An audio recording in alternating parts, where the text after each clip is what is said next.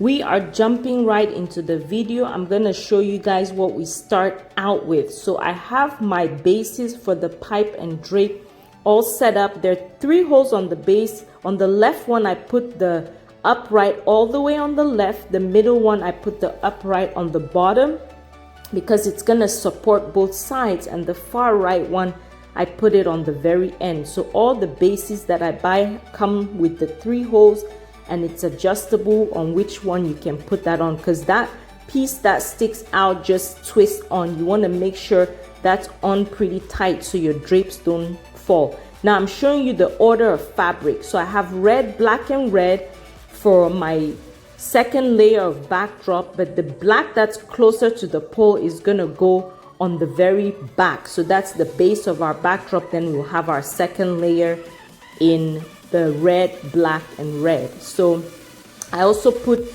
in the middle there my pole covers, and on the side my pole covers. So these are the pipe and drape. Our room is partially set up. We just need the tablecloths and the centerpieces and candles and things like that. So these are the balloons we're going to be working with, just 2 colors.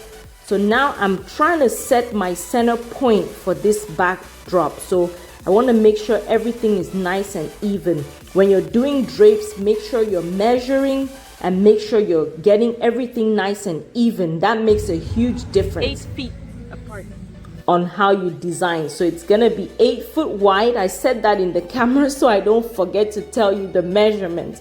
But I'm putting the uprights now. We need 3 because we're creating a double layer, a double backdrop. So I'm putting those. You want to leave it at the lowest point. It's easier to adjust. When you buy your pipe and drape, buy the ones that the minimum height is lower so you can reach it and do your design. Some come with the minimum height at 8, which is really hard to do anything. At least these start, I think it's 6 foot, and you can then raise from there. Then now I put my crossbars, and we're going to use these to attach our second layer for the backdrop. So I just need 3 on each one. Those poles at the top have 4 holes, so you can create even a canopy with these. Now I'm putting through my first layer of black drapes. These are 4-way stretch fabric backdrop drapes, and I love using these because they give a good swoop to all my designs. I'm gonna put 4 of these on each one. When I say each one, we're gonna have the left and the right, but we're duplicating the design to have 2. So this is the spandex 4-way stretch, and it's 12 feet tall and 60 inches wide for each panel. Now when you order these, they come already with the seams sewn. In the past, I've done where I sew them myself. So I ordered the both fabric, is cheaper, and I just cut them myself and measure.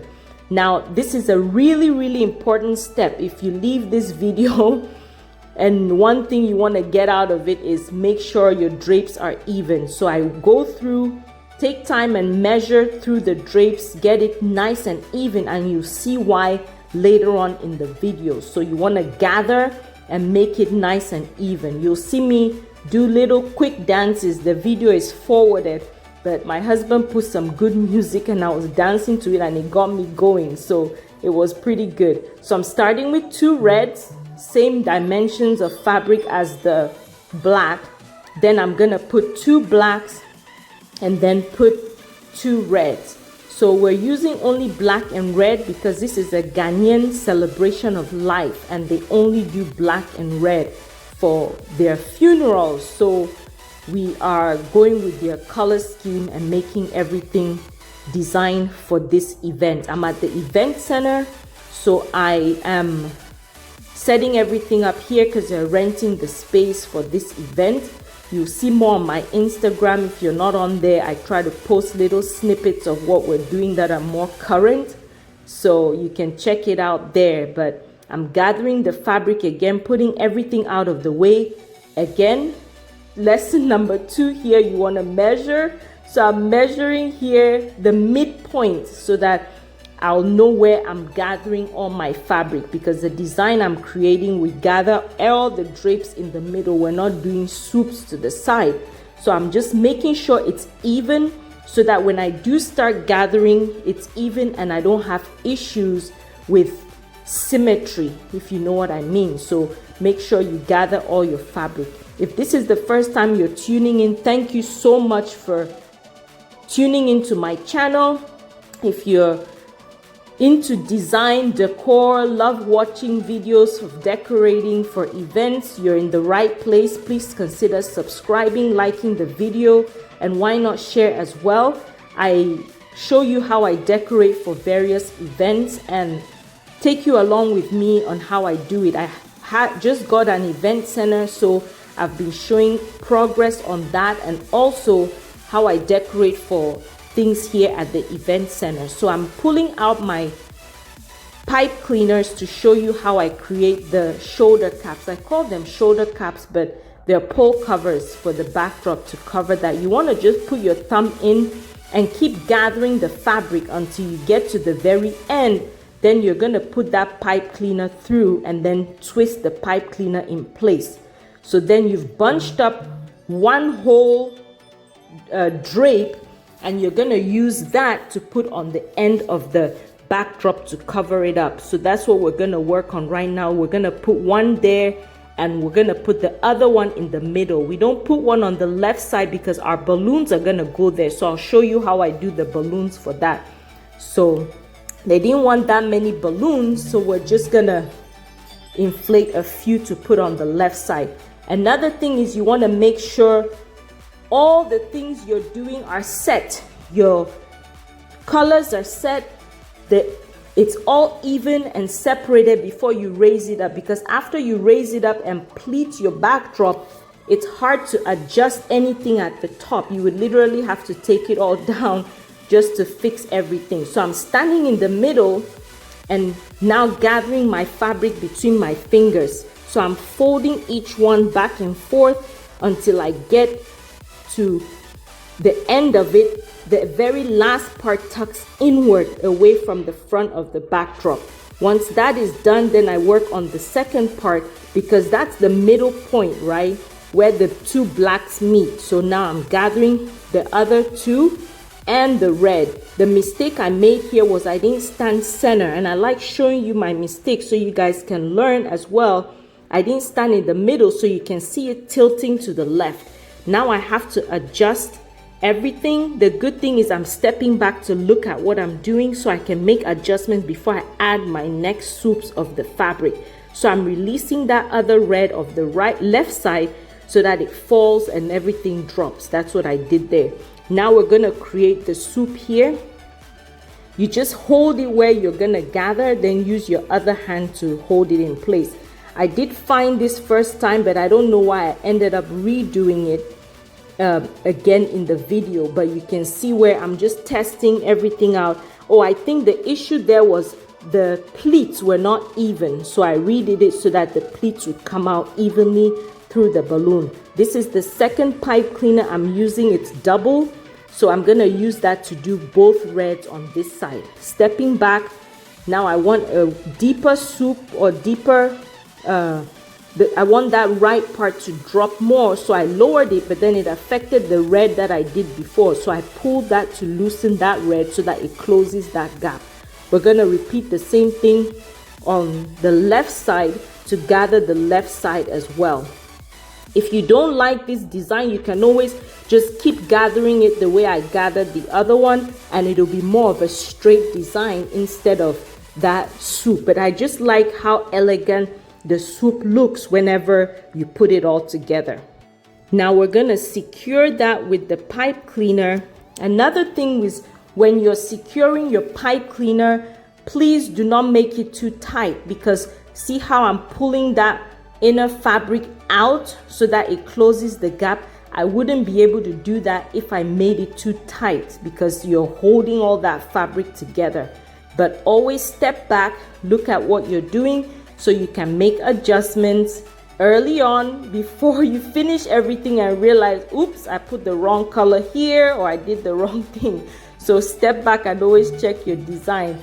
On to the next side, we're repeating the exact same thing, gathering our fabric back and forth. You see at the very end, the last piece has to tuck backwards because you don't want that raw seam to show on the front. You want everything to look like it's all one piece, just gathered together. So now I'm measuring the other one on the right from the bottom down so that I know exactly how high to tie.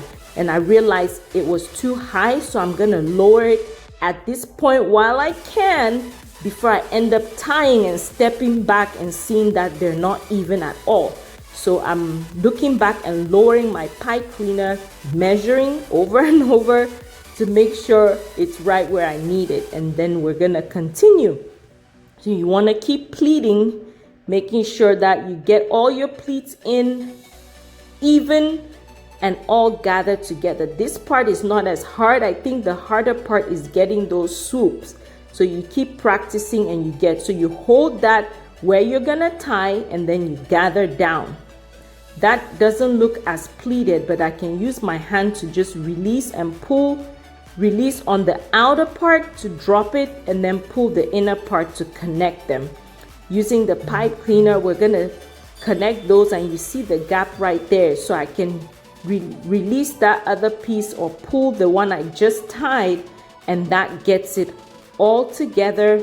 Step back and check your work again, and that's how we do the drapes. I'll have more designs coming up soon because I have another couple that wants drapes and they're doing more of the pink, blue, traditional pink, navy blue and silver or white. So that'll be fun to work with and they'll have more texture in the backdrop. This texture, I'm using the same type of fabric, but you can use different fabrics to create more elevation and depth to your backdrop. This is what I was talking about. The first layer, I'm straightening up my fabric now because I'm pretty much done.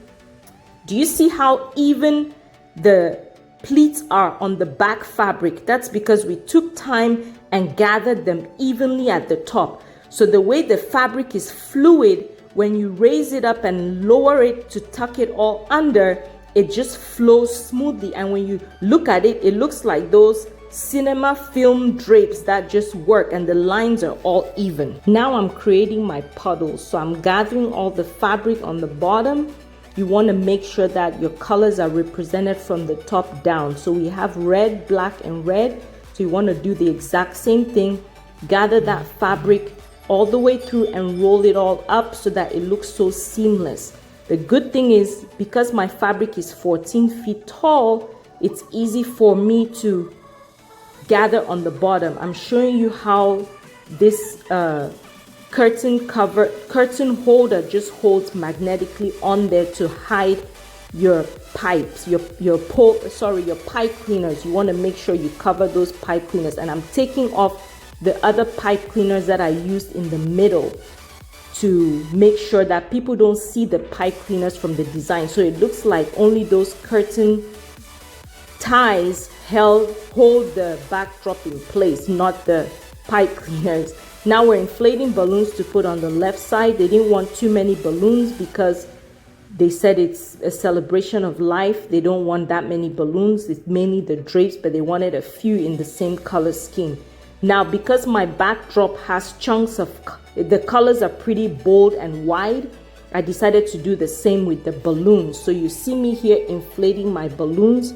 The way I inflate the balloons, I use 17 and 11 inches, pair those together and connect 6 of those pairs to form one cluster. And because I want the balloons to really stand out big as the drapes, I'm connecting 2 of those clusters together. So 6 balloons clustered together to form bigger clusters. I'm gonna do the same thing with the red so that the red stands out as well. I have several videos of balloons on my channel that I go into detail of how exactly everything is done. We have people putting chair covers throughout the venue to help with the event setup because they only want the red and black, so all the chair covers are on there. So I'm inflating the balloons, compressing, making sure they're round because you don't want oval, you want round to give it that nice organic big look.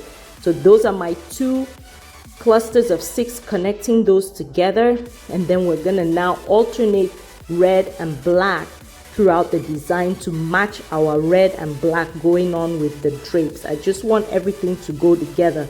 I had to put a piece of tape on my index finger because I broke my nail earlier when moving things around. So I didn't want it to pop the balloon because I forgot to clip it. But I'm connecting, alternating, measuring to see how tall it is. Then I'm going to create my next set of balloons to taper up the very top. We're just gonna arch it very slightly to match the full design, tying my 260 Qs where I'm gonna use to attach the backdrop onto the balloons onto the backdrop. And then we need filler balloons, right? So I'm not picky of how the filler balloons are. They don't have to be as small as other designs because this is a thick balloon garland, right? So I'm just designing it, getting it rounded, but not too small so they don't just disappear in the design. I'll have the same colors, red and black.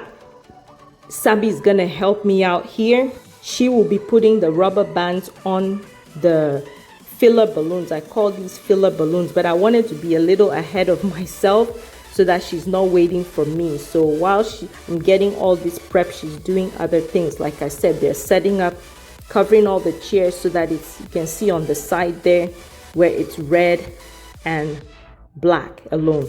So now she brought the chair. We're gonna tie this 260Q in between the two red drapes we put earlier.